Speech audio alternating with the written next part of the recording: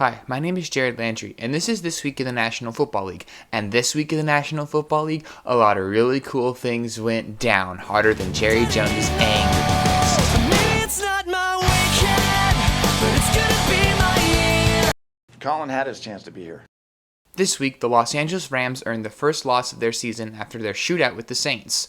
Saints receiver Michael Thomas played homage to some old guy I can't remember by hiding a cell phone in the goalpost for a celebration. After an offseason of collecting a Madden-like dream team defense, it seems that the Rams' weakness may be that dream team led by the collapse of former All-Pro Marcus Peters. Since shutting out the Cardinals in Week 2, the Rams' defense ranks 26th in points allowed per game. The number one defense over that time? The Tennessee Titans. At least one side of the ball is working. This week, the Jets and Dolphins played football. In his 8th game, Julio Jones finally found the end zone, which puts mystery solved this season. Julio Jones, 1. Detective Randy, 0. Here for a response, Detective Randy.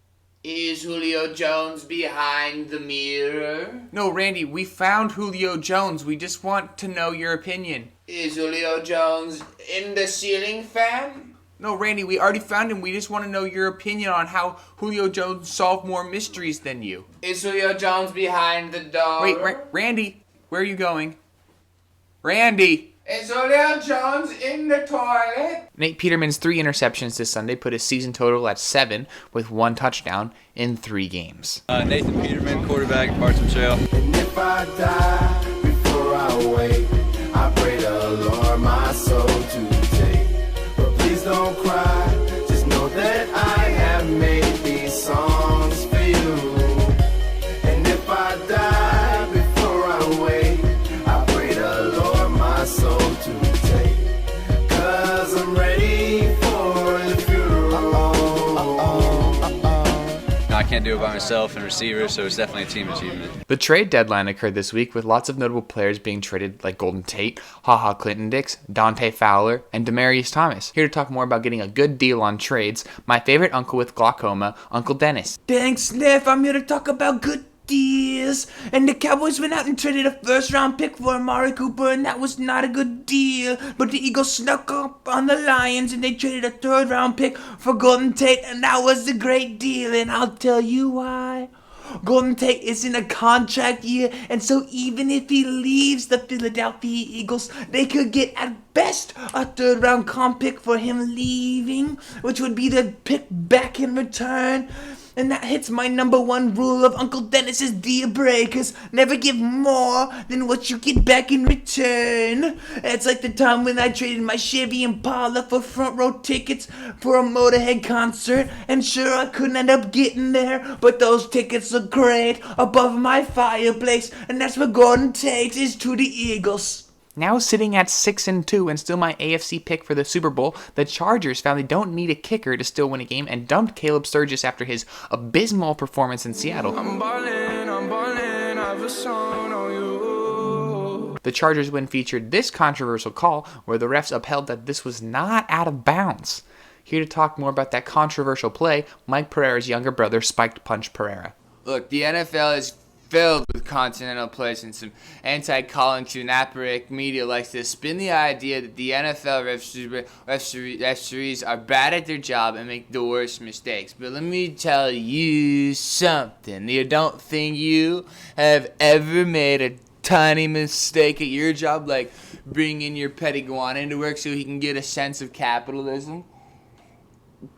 I'm kidding. Capitalism is great, and he's an iguana. What does he know? He wanted to come in and try the new jalapeno poppers, but accidentally gave everyone who came into the restaurant that day an exotic disease that hasn't been heard of since the early 1800s. Anyway, on this particular play, he doesn't even step out of bounds. You have to remember that the out of bounds line isn't actually a straight line, but it's kind of zigzaggy, and sometimes there's 2 of them, and it makes you feel like everything's going in a circle. This is great punch, Linda. Speaking of kickers, Vance Joseph was too busy reading Chad Kelly's manifesto and called a very conservative final minute, leading to the Broncos losing on a missed field goal. I'm ballin', I've a song on you. Putting on a show on Thursday Night Football, Nick Mullins is here and ready to party. For more on the future of Nick Mullins, a really hyped 49ers fan. What up, Niner Nation? Let's hear it for the boys this week. I was busy thinking about And let me get a big hoorah from the rest of the NFC West. Big news this week, we finally got our boy, hottest quarterback in the league. Nick Mullins, John Lynch went out and got him for undrafted. from the Patriots. Look out, Rams Nation. Looks like you actually, this Seahawks Nation, Cards Nation, where you even at? Have some competition. Put 'em up. Alright then, Pete. After losing to their across-the-bay fellow dumpster fire, Raiders fans count down the days until next year's draft, and John Gruden counts down the remaining days left in his contract and he can go back to Monday Night Football. Look, John Gruden was the only thing that got me through the sponsor-splattered Monday Night Football brought to you by Gillette, a fresh shave every time, and if I have to watch one more cutaway to the Boogermobile presented by Uber Eats, food when and where you want it, I might explode. Sponsored by Disney's The Nutcracker and the Four Realms in theaters now, it's time for...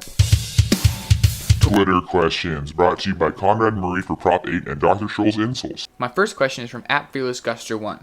Do you think Sheriff Floyd will win his lawsuit against Dr. James Dobson? For those of you who don't know, Sheriff Floyd is suing Julie Andrews for doing surgery on him while in character as Jerusha Bromley from Hawaii. Julie Andrews responded by suing Sheriff Floyd back for permanently damaging her vocal cords for how many times she had to yell, "Scalpel please, darling," during surgery. Next question is from @The T Night Show. What's your opinion on Proposition 3? I don't know that much about Prop 3, but I have someone who can tell you all about Prop 8. If I don't get my dialysis medication, I'm gonna die. Next, from @Evan F. Roberts. How good are the chances of a Seahawks Super Bowl? Actually higher than you think, Evan F. Roberts. The Packers suck, the Vikings look beatable, the Eagles don't look anything like last year's Super Bowl winner, the Rams and Saints have no defense, the Redskins have Alex Smith at quarterback, the Bears are still the Bears, and maybe this is a homer bias, but it looks like the Seahawks could be the most balanced team in the NFC besides the Panthers. Here's one from @CIK Productions. What are your thoughts on Michael Sam being cast as the next Batman? I think it's ridiculous because there's going to be all these underlying tones about what it's like to be gay in straight America, and that's not what superhero movies are about. Good movies don't try to make a political statement, which is why I love George Romero's thoughtless zombie films. The game of the week this week was what many called the battle for GOAT between Tom Brady and Aaron Rodgers that I just called your friend who's bad at Madden is spending the night. After losing, Packers coach Mike McCarthy was asked about his game plan, and he responded, "I throw Aaron Rodgers out there. I don't know what's going wrong. What, you want me to have plays? He's Aaron Rodgers." Thanks for watching This Week in the National Football League. As always, I'm your favorite host whose ACL is attached to his heart, Jared Lantry. Tune in next week for when I talk about football.